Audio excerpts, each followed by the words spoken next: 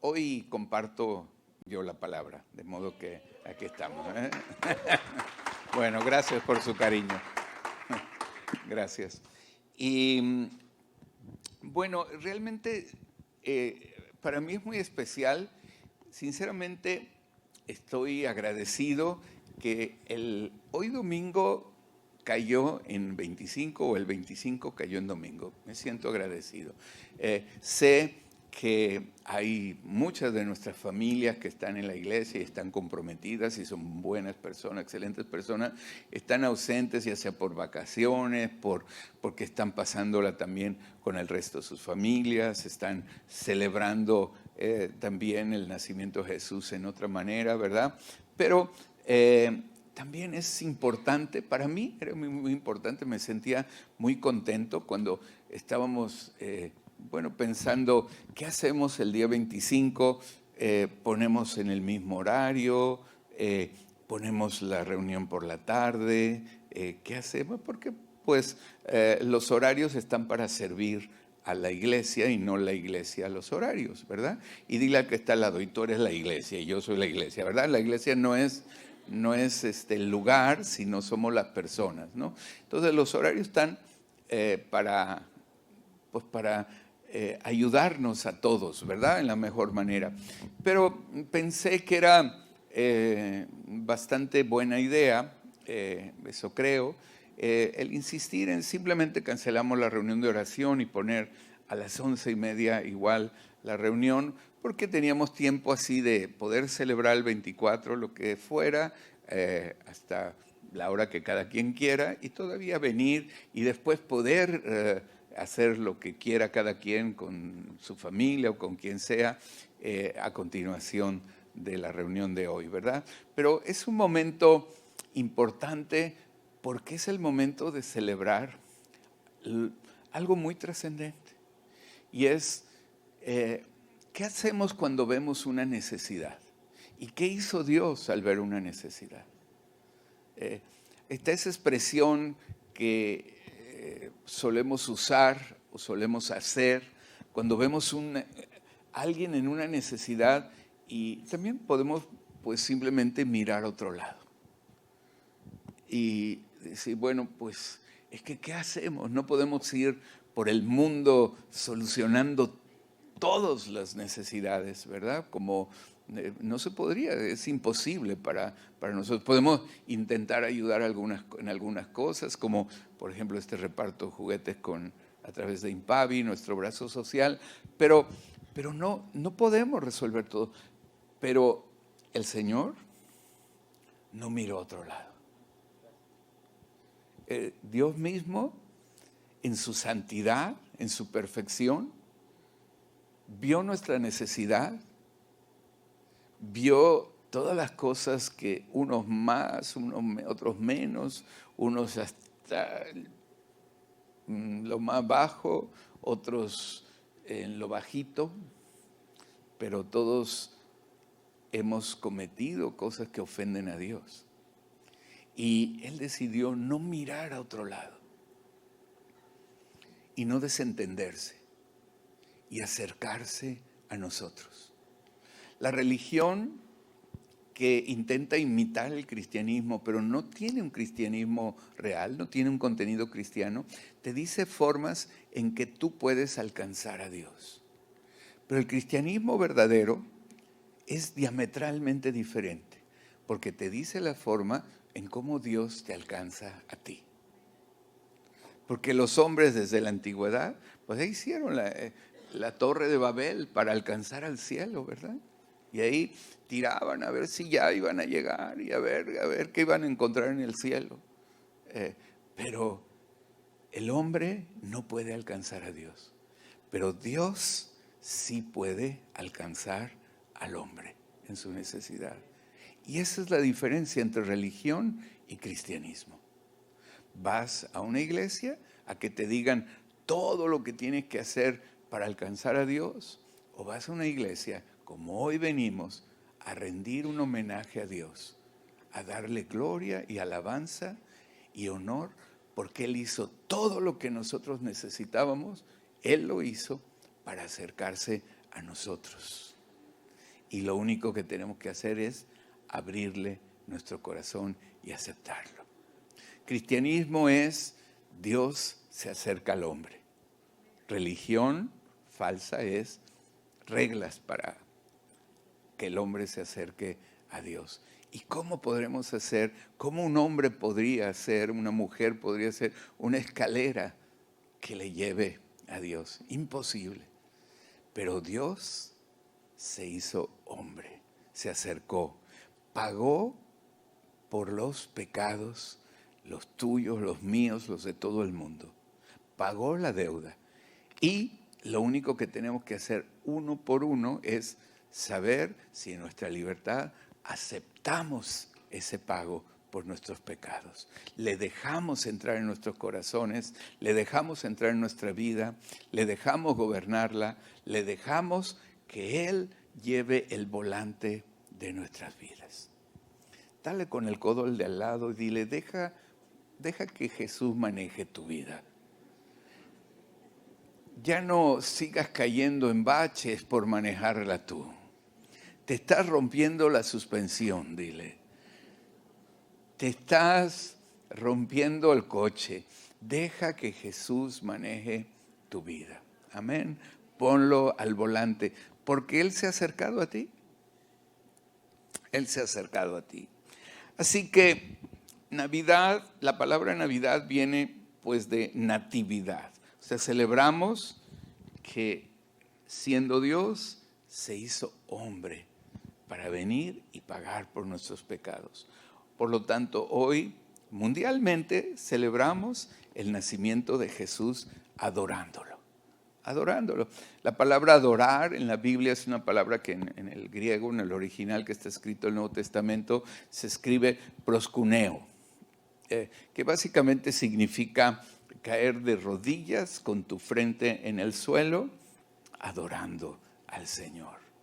Y podemos caer de rodillas con la frente en el suelo, y está bien si alguien lo hace, pero significa que con tu vida, con tu forma de ser, realmente caigas de rodillas delante de Dios, con tu frente en el suelo, diciendo, Señor, no más yo, pero que seas tú. No más yo, sino que seas tú, ¿verdad? El que se lleve la gloria, el que tú me hiciste, soy tu criatura, eres mi hacedor, eres mi dueño, eres mi creador, mereces mi adoración, mereces mi adoración.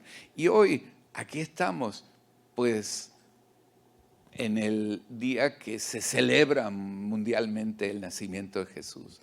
Sabemos históricamente que Jesús no nació propiamente el día 24 ni el 25, porque según todos los relatos, pues era imposible que en esa fecha no había ni pastores, ni había ovejas, era un tiempo de mucho frío, el tiempo donde se mueven de los campos hacia Jerusalén, se movían los pastores con las ovejas, era o bien entre la estación de primavera y verano, o bien entre más o menos el otoño, como a mediados del otoño, ¿verdad? Donde iban hacia Jerusalén o donde regresaban. Entonces la presencia de pastores y ovejas nos dice que el nacimiento de Jesús debió haber sido aproximadamente en esas fechas, pero nadie lo sabe.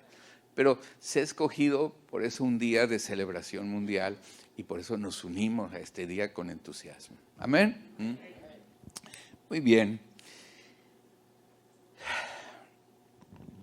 La Biblia nos enseña desde el Antiguo Testamento y continúa en el Nuevo que Jesús vendría. O sea, el nacimiento de Jesús pues no fue simplemente algo que se le ocurrió así como, ay, se me ocurre hoy y ¡pum! Y sin avisar a nadie. No, venía las profecías desde mucho tiempo antes avisándonos, avisando a la humanidad que Él iba a venir, que Dios se iba a hacer hombre. Las profecías lo enseñaban, ¿verdad? Nos enseña la Biblia que nacería de una mujer que no se había casado, es decir, de una mujer virgen, una mujer que no había conocido la intimidad con un varón, llamada María, y que esta María vendría del linaje de David. ¿verdad? Isaías capítulo 7, verso 14, un escrito que está quizás unos 700 años antes de Cristo. Tenemos ahí la cita, si no yo la leo. Dice Isaías 7, 14, dice, por tanto, el Señor mismo os dará señal. He aquí la Virgen concebirá y dará a luz un hijo y llamará su nombre Emmanuel. También en Isaías capítulo 9, versículo 6, en la versión Reina Valera 60, también nos dice, porque un niño nos es nacido, hijo nos es dado, y el principado sobre su hombro, y se llamará su nombre admirable, consejero, Dios fuerte, Padre eterno, príncipe de paz. Todo eso está escrito en el libro de Isaías, quizás unos 700 años antes del nacimiento de Cristo. Es decir, estaba anunciado, ¿verdad? Anunciado cómo iba a haber un momento de que el Dios del universo, nuestro Creador, se iba a encarnar, iba a venir en carne. Jesucristo venido en carne. Y iba a pagar por los pecados de todos. Todo el rito de del pueblo de Israel, del pueblo de Dios en el Antiguo Testamento, ellos se salvaban también por la fe, igual que nosotros por la fe, pero ellos tenían una fe hacia el futuro, ¿verdad? Algunos dicen se salvaban ellos por sus ritos judaicos. Hoy algunos intentan revivir cultos judeo-mesiánicos un poco extraños, pero ellos se salvaban por la fe. Así como nosotros ponemos nuestra fe en algo que ocurrió hace 2022 años y decimos, bueno, pues por la fe agregamos un acontecimiento histórico, Cristo murió en la cruz, acontecimiento histórico, le agregamos dos palabras y decimos, por mí.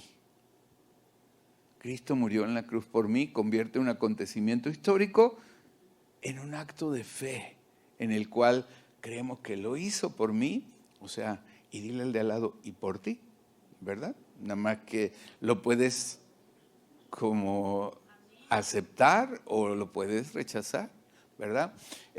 Así los judíos se salvaban con esta misma actitud, pero hacia el futuro. Y para proclamarlo, tenían su rito donde pues sacrificaban un cordero, también cada año en la fiesta de la Pascua, ¿verdad? Como un tipo, una señal, un modelo, una sombra del verdadero Cordero de Dios que vendría algún día. Y así, también por la fe, también pues se salvaban, ¿verdad? Dice que lo que más le agrada a Dios, más que ninguna otra cosa, es que creamos en Él. Y en eso no es tan distinto a ti o a mí. Piénsalo un momento. ¿Te agrada que crean en ti? Cuando alguien cree en ti o tú crees en alguien, esto crea un vínculo. Es decir, alguien cree en ti, te apoya, te dice siempre, por ejemplo, en la familia, pues puede ser no en todos los casos, pero en muchos casos, quizá tu madre o tu padre, ¿verdad? Decir, yo creo en ti, ¿no? Y el que alguien crea en uno y crea y nos apoye, ¿no? Cuando te vas a casar, generalmente pues nos casamos cuando somos jovencitos, ¿no? Y que encontremos una chica que te diga, yo creo en ti, ¿no? Y, wow, ¿no? Wow, te esponja, ¿verdad? Te hace sentir, wow. Y es decir, la fe vincula. Así a Dios también lo vincula. Dice que fue llamado Abraham, amigo de Dios, porque creyó en Él. Porque le creyó a Dios. Y si tú le crees a Dios en un mundo en que la gente no cree, en medio de una generación incrédula, ¿tú crees? Se establece un vínculo diferente entre Dios y tú. Como con las personas en las que tú crees o las que creen en ti, tienes un vínculo diferente con aquellos que tú le das igual o ellos te dan igual a ti. ¿Verdad? Que hay un vínculo diferente entre la fe.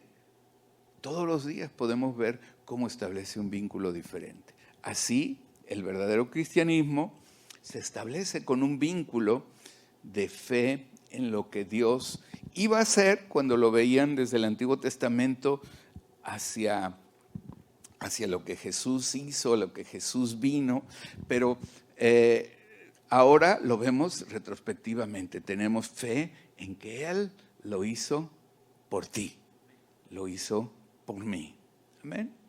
Vamos a leer en Lucas capítulo 1, versículo desde el 26, vamos a leer hasta el 38. Y dice así, Dios mandó al ángel Gabriel a un pueblo de Galilea llamado Nazaret, donde vivía una joven llamada María. Ella era virgen, pero estaba comprometida para casarse con un hombre llamado José, descendiente del rey David.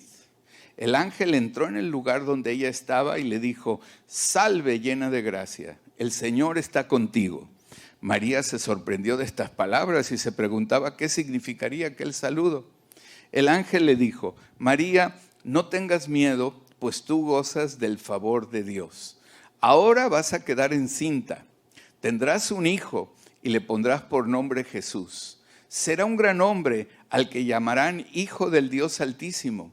Y Dios, el Señor, lo hará rey, como su antepasado David, para que reine por siempre sobre el pueblo de Jacob. Su reinado no tendrá fin». María preguntó al ángel: «¿Cómo podrá suceder esto si no vivo aún con ningún hombre?». El ángel le contestó: «El Espíritu Santo vendrá sobre ti y el poder del Dios Altísimo se posará sobre ti. Por eso el niño que va a nacer será llamado Santo e Hijo de Dios. También tu parienta Isabel va a tener un hijo, a pesar de que es anciana. La que decían que no podía tener hijos está encinta hace 6 meses. Para Dios no hay nada imposible». Entonces, fíjate lo que María dijo. Entonces María dijo: «Yo soy la esclava del Señor, que Dios haga conmigo como me has dicho». Con esto el ángel se fue.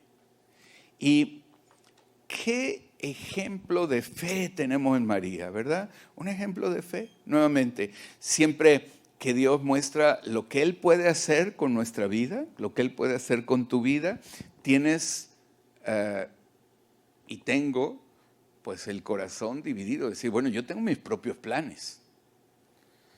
Y Dios dice, sí, y yo tengo otros para ti. ¿Cómo le hacemos? ¿Los de Él o los tuyos? Dice, si alguno quiere venir en pos de mí, niéguese a sí mismo, tome su cruz y sígame. El que quiera salvar su vida, la perderá. Pero el que la pierda por causa de mí, éste la hallará. Imagínate a una muchacha joven, no sé exactamente, quizá una muchacha de 14, 15, 16 años, María. Un ángel aparece y le dice, vas a quedar encinta. Y lo que pasa es que ya estaba desposada con José. Es decir, en lenguaje moderno estaba comprometida con José. O sea, todos sus sueños era, ya me voy a casar. Ya me voy a casar. Ya, ¿cuántas solteras hay aquí? Aquí, ¿verdad? Es decir, ya me voy a casar, ya es una gran noticia, ¿verdad? Ya me voy a casar, ¿no?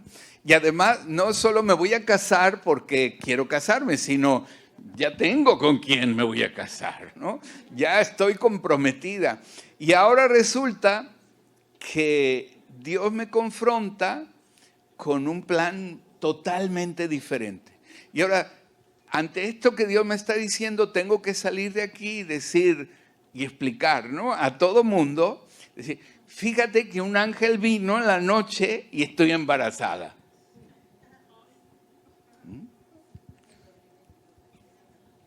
¿Cuántos tienen hijas adolescentes?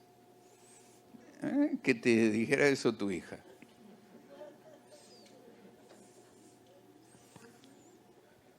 Entonces, lección número 1. Cuando Dios irrumpe, Él dice, tú tienes planes, pero yo tengo otros para ti. ¿Qué vas a hacer? Y como Abraham le creyó a Dios dice, y le fue contado por justicia. Esto es exactamente lo mismo que hizo María. Le creyó a Dios y estuvo dispuesta a que todos sus planes, dejarlos a un lado y decir, está bien, he aquí tu esclava, hágase conmigo conforme a tu voluntad. Entonces fue alguien capaz de valorar más el plan que Dios tenía para ella que el plan que ella tenía para ella. Y no estamos hablando que estaban planeando asaltar un banco con José, ¿verdad? Este era un plan piadoso, un plan bueno, un plan decente. Sin embargo, Dios, como es tu creador y es el mío, se puede acercar a tu vida y decirte, dame tu plan. Y tú le puedes decir, ¿cómo que no se oye, ¿verdad? No se oye. Y entonces hay tanta gente que cae en manos de personas religiosas, porque, ¿sabes qué? Como pastor, 40 años, lo sé bien, hay gente que viene a la iglesia para ver si convence a Dios de que Dios lo apoye con su plan. En vez de venir a la iglesia a decir, aquí está mi plan y estoy dispuesto a renunciar a él. Y hay sitios donde hay personas que yo no sé si lo hacen de buena o mala fe, pero habrá de los dos, pero están totalmente equivocados.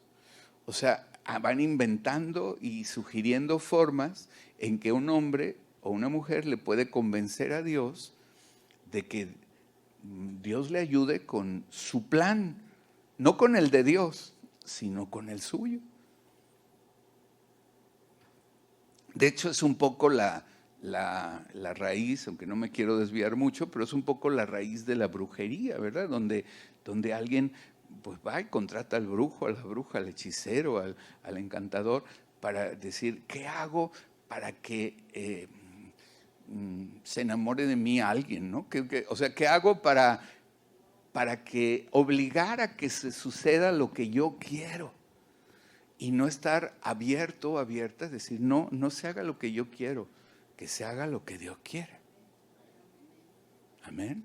O sea, ese es el gran pecado de lo que sugiere la hechicería, la brujería, ¿verdad? Es como a través de artes mágicas y ocultistas intentar imponer la voluntad de alguien a otra persona, en vez de desde la libertad aceptar, decir, bueno, lo que Dios tenga, lo que Dios quiera. Amén. Entonces aprovecha este momento para pensar en qué estás aferrado, en qué estás aferrada. Y suéltalo. Y digamos como María o como Abraham, ¿verdad? Aquí está tu esclavo, Señor, aquí está tu esclava. Hágase conmigo conforme a tu voluntad. Amén. ¿Le puede dar un aplauso al Señor? Sí. Aleluya.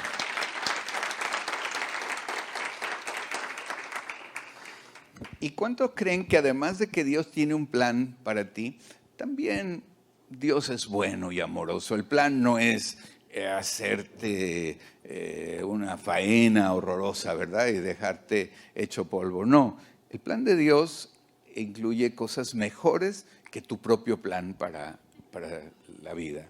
Entonces, en Lucas 1, 16 y 17 nos dice lo siguiente, la historia. Nos dice, ¿lo tienen ahí para proyectarlo? Dice, y Jacob engendró a José, marido de María, de la cual nació Jesús, llamado el Cristo. De manera que todas las generaciones desde Abraham hasta David son 14. Desde David hasta la deportación a Babilonia 14 y desde la deportación a Babilonia hasta Cristo 14. O sea que tanto José como María venían del linaje de David, porque Dios había hecho una promesa al rey David. Le dijo, nunca faltará rey sobre Israel de tu linaje. Nunca faltará. Entonces siempre de su descendencia, siempre había un rey. Y por eso es que, por ejemplo, si Jesucristo no es ese rey de los judíos, como, bueno, pues gran parte del pueblo de Israel no lo creyó, no lo recibió, los suyos vino, pero los suyos no le recibieron, ¿verdad? Pero a los que le recibieron les dio potestad de ser hechos hijos de Dios, dice Juan capítulo 1, verso 12, ¿no? Entonces, cuando, si no es en Jesús en quien se cumple esta promesa hecha al rey David, entonces aquella palabra del Antiguo Testamento sería rota, porque faltó rey sobre Israel por siglos si no aceptamos que Jesucristo es el rey de reyes. Amén. Y por eso hay estas escrituras. A veces tú lees un capítulo de la Biblia y dice, parece que el directorio telefónico, ¿no? Fulano, hijo de tal, hijo de tal, hijo de tal, hijo de tal, ¿no? Y dice, todo esto, ¿por qué no se lo ahorraron, no? Es que porque hay profecías del Antiguo Testamento que se tienen que cumplir y que vienen perfectamente bien. De modo que Jesús era hijo de María, hijo biológico de María, y María tenía un linaje del rey David. Y era hijo adoptivo de José, porque también José venía del linaje del rey David. ¿Amén? Muy bien. Y vamos a leer Mateo 1, 18 hasta el 25. Dice, y el nacimiento de Jesucristo fue así, que siendo María su madre desposada con José, antes que se juntasen, se halló haber concebido del Espíritu Santo. Y José su marido, como era justo y no quisiese infamarla, dijo, hasta luego Lucas. Bueno, dijo, hasta luego María, ¿verdad? Dijo, no, yo no sé, esto está complicado de creer, lo del ángel y tal. Y entonces quiso dejarla secretamente. Y verso 20, y pensando él en esto, he aquí el ángel del Señor le aparece en sueños diciendo, José, hijo de David, no temas de recibir a María tu mujer, porque lo que en ella es engendrado del Espíritu Santo es. Y parirá un hijo, y llamarás su nombre Jesús, porque él salvará a su pueblo de sus pecados. Todo esto aconteció para que se cumpliese lo que fue dicho por el Señor, por el profeta que dijo, el texto que leímos antes, ¿no? He aquí la Virgen concebirá y parirá un hijo y llamará su nombre Emmanuel. Emmanuel, que declarado es, que su significado es Dios con nosotros. Y despertando José del sueño, hizo como el ángel del Señor le había mandado y recibió a su mujer y no la conoció hasta que parió a su hijo primogénito y llamó su nombre Jesús. Cuando dice no la conoció, evidentemente ya la conocían, ¿no? Se conocían, se habían presentado, tal. O sea, no habían tenido intimidad, ¿verdad? Hasta que nació Jesús. Y Jesús significa el Señor salva. O Dios salva, o Dios se hizo salvación. Eso es lo que significa el nombre Jesús. Y ¿alguno se llama José aquí? ¿José? ¿José? Sí, ahí hay un José. ¿Algún otro José? ¿No? ¿Verdad que, José, verdad que a los Josés les dicen Pepes? ¿Sí? ¿Y tú sabes por qué te dicen Pepe? ¿No? ¿No sabes? Porque ni siquiera suena parecido. Pero tiene que ver con lo que estoy hablando, con el relato bíblico. Porque el adjetivo, así como se dice de un hijo, cuando es adoptado, se dice es un hijo adoptivo. Bueno, ahora, para referirse al padre, se le dice padre putativo.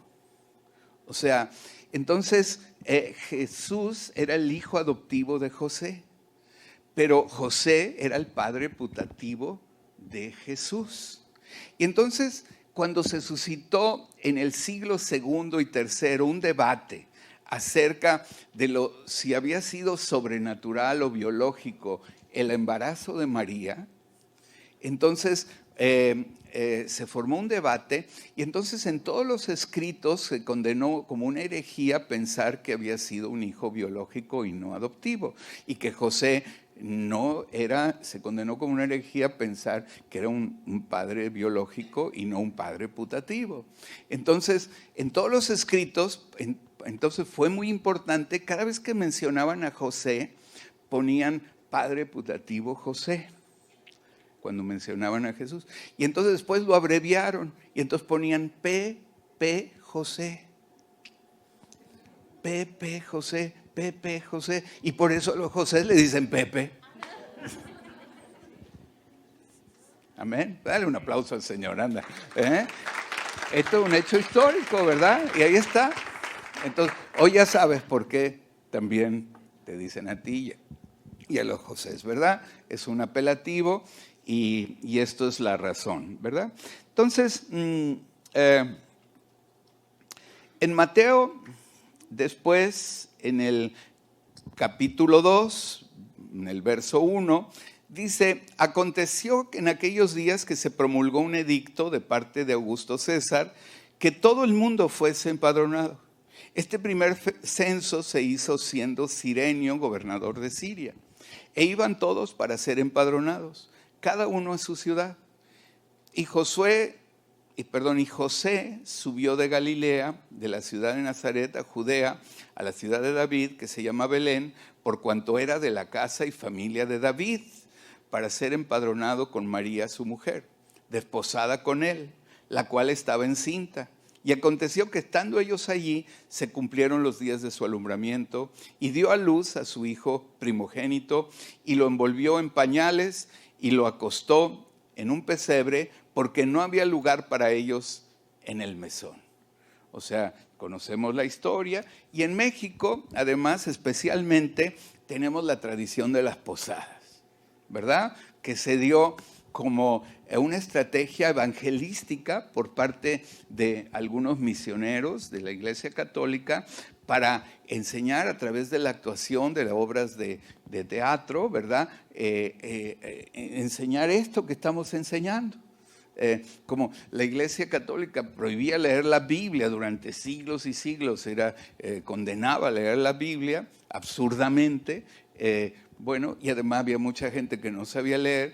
Bueno, pues justamente misioneros aquí en México se les ocurrió el tema de las posadas, ¿verdad? Que intentaba hacer como una manifestación, una pequeña parodia, obra de esto que estamos hablando, ¿no? Y de ahí sale la letanía, ¿no? En el nombre del cielo, ¿verdad? Bueno, yo canto muy mal, ¿verdad? Pero ahí os pido posada, ¿verdad? Porque mi esposa no puede andar, ¿verdad? Y todo eso, ¿verdad? Que sabemos en la letanía, ¿verdad? Y ya contestan los que están dentro, ¿no? Aquí no es mesón, sigan adelante, ¿verdad? Todo eso, ¿verdad? Me acuerdo una vez que tratamos de hacer esto en España, que no se celebran las posadas, y se hizo, y algunos lo veían y decían, qué rollo esto, ¿no? Qué rollo, porque no estaban muy acostumbrados a hacerlo, ¿no? Durante el tiempo de estancia allí, que vivimos allí. Entonces, bueno, esta es la forma, ¿no?, en que también, bueno, se trataba de explicar, ¿no?, lo que había pasado en la Escritura a través de obras de teatro acerca de esto, ¿no? Y Jesús entonces, bueno, pues nació en un pesebre, Entonces, y esto me recuerda, y quiero tomar ahí un pequeño momento para dejarte un mensaje. Recuerda que esto que es el cristianismo, que es algo enorme, es lo más grande que ha habido en la historia, empezó en un pesebre. De modo que no te preocupes por si algo que Dios te está llamando, tú ves que el inicio es como dices, oye, pues esto no veo para dónde puede ir, ya sea en tu vida profesional, en tu vida sentimental, en cosas que Dios te está encargando, te está soplando su espíritu sobre ti para que emprendas. Recuerda que todo esto del cristianismo empezó en un pesebre. Entonces, ánimo, ánimo, dile al que está al lado, ánimo, ánimo.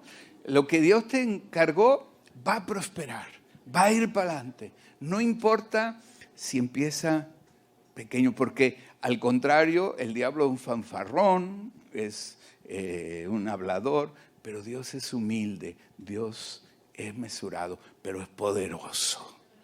¿Quién como Él? ¿Quién como tú entre los dioses? Decía el cántico allí del pueblo de Israel. ¿Quién como tú? Grande en santidad y en maravillas, hacedor de prodigios. ¿Quién como tú? Oh Señor. Amén.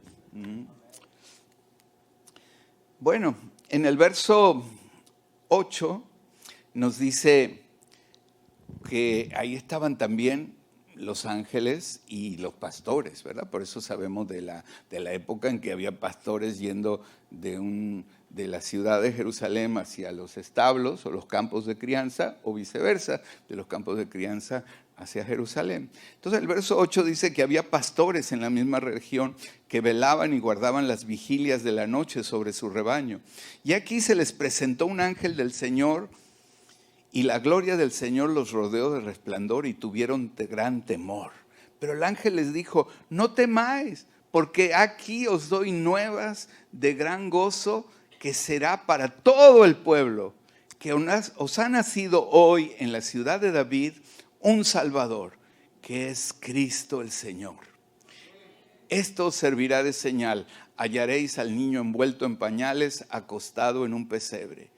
Y repentinamente apareció con el ángel una multitud de las huestes celestiales que alababan a Dios y decían, gloria a Dios en las alturas y en la tierra paz y buena voluntad para con los hombres. Déjame este pasaje ahí un momento. Fíjate cómo lo dice y cómo lo mencioné el domingo pasado, cómo durante décadas, ¿no?, las tarjetas de Navidad y hasta la fecha incluso se quería trastornar este versículo, como así es como debe de ser. Pero si alguna vez tuviste o tienes una tarjeta de Navidad que supuestamente recita este versículo o hace mención de este versículo, lo ponen de la siguiente manera en las tarjetas de Navidad. Dice, gloria a Dios en las alturas y en la tierra paz para los hombres de buena voluntad. Es como se suele expresar en las tarjetas.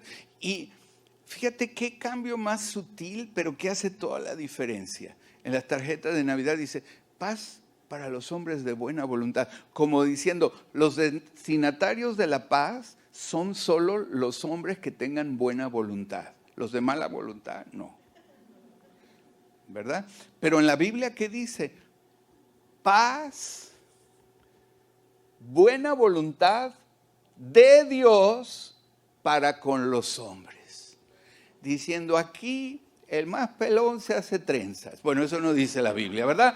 Pero aquí, mala voluntad, todos tenemos por momentos. Tenemos mal rollo, mal punto. ¿Sí o no? Dile al lado, no te hagas, yo te vi también, ¿verdad?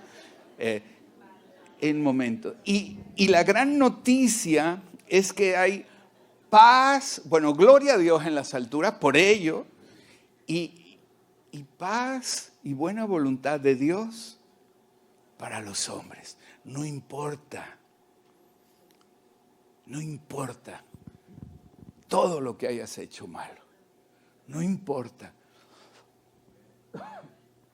Si eres capaz de reconciliarte con Dios y eres capaz de venir a Él y decir, Dios, acepto tu gracia, acepto tu perdón. Amén. En tu pesebre, en tu mesón, más bien en tu mesón, en el de tu corazón, ¿hay lugar para Jesús? ¿O lo mandas, como decíamos de niños cuando jugábamos las canicas, o lo mandas a calacas y palomas al Señor, ¿verdad?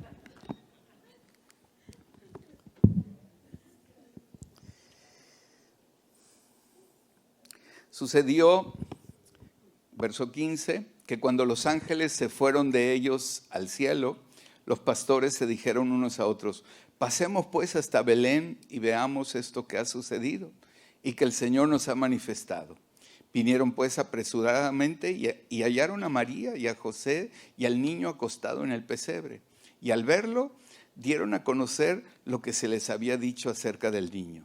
Todos los que oyeron se maravillaron de lo que los pastores les decían. Pero María guardaba todas estas cosas, meditándolas en su corazón, y volvieron los pastores glorificando y alabando a Dios por todas las cosas que habían oído y visto como se les había dicho. Amén. Este es el relato que está en la Biblia. Sin deformaciones, sin cuentos chinos, sin historias, sin agregar, sin quitar. Esta es la historia tal cual está en la Biblia. ¿Pueden pasar la alabanza, por favor? Y yo quiero decirte como conclusión. Uno, le llamaron Jesús porque significa el Señor salva. Esto es lo que significa Jesús. El Señor se hizo salvación. El Señor mismo nos reconcilió con su propia justicia y su propia santidad en un acto de amor y sacrificio supremo, pagando por tus pecados y mis pecados en la cruz y viniendo al mundo a nacer como hombre para como hombre pagar ante su justicia, para que la deuda haya sido pagada. ¿Qué es lo único que necesitas para recibir un regalo? Decir, lo acepto. Porque alguien puede estar diciendo, toma. Decir, no. Aceptarlo. Y por eso decimos, acepta a Jesús. Rinde tu vida a Jesús. Dile a Jesús que aceptas el regalo que Él te dio y di junto con los demás que estamos aquí, también puedes decir, Jesús murió en la cruz por mí. Vino y se hizo hombre y nació en un pesebre también por mí. Amén.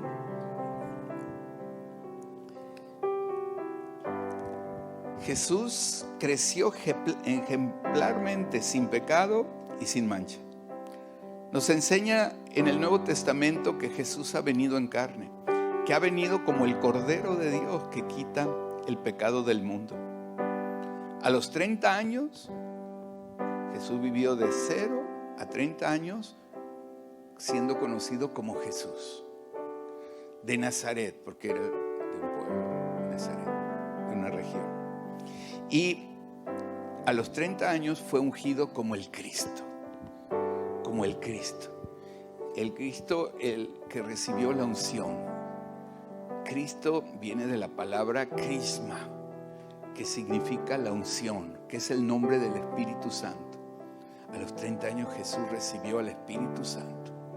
Dice que descendió de él en las aguas del bautismo como desciende una paloma. No es que estaba metido en la paloma el Espíritu, sino es una forma en que nos explica la Escritura cómo descendió. Es decir, como la forma que desciende una paloma, así apaciblemente descendió el Espíritu Santo en forma de paloma.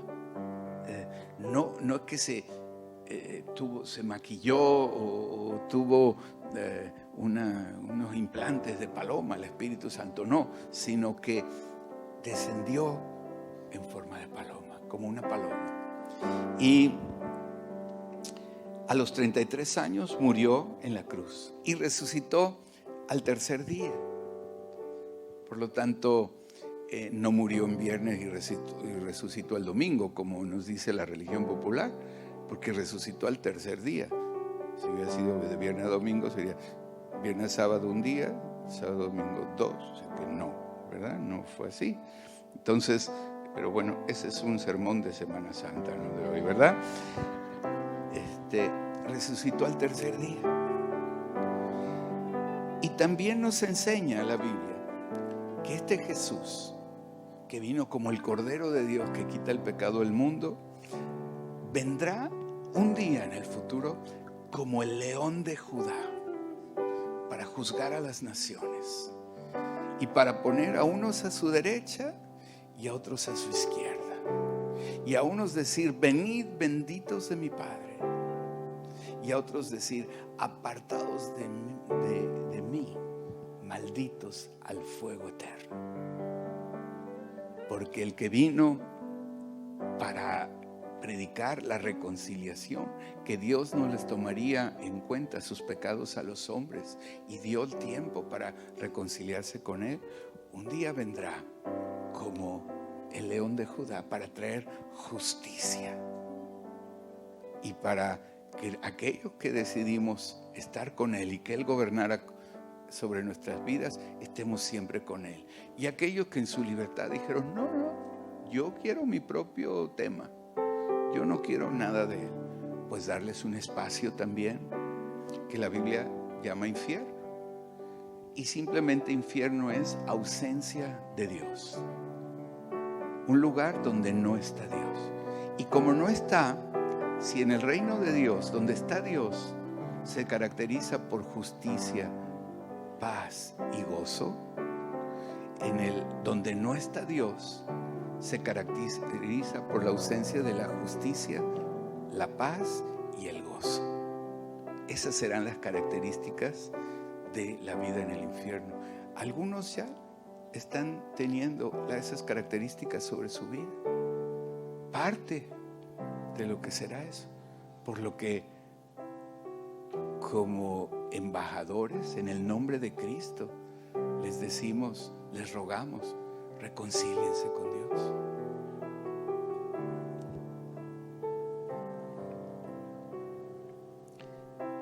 Finalmente, leo Apocalipsis capítulo 5, versículo 9 al 13, donde nos dice que había una multitud que cantaban un nuevo cántico diciendo, digno eres de tomar el libro y de abrir sus sellos, porque tú fuiste inmolado y con tu sangre nos has redimido para Dios de todo linaje y lengua y pueblo y nación, y nos has hecho para nuestro Dios reyes y sacerdotes, y reinaremos sobre la tierra.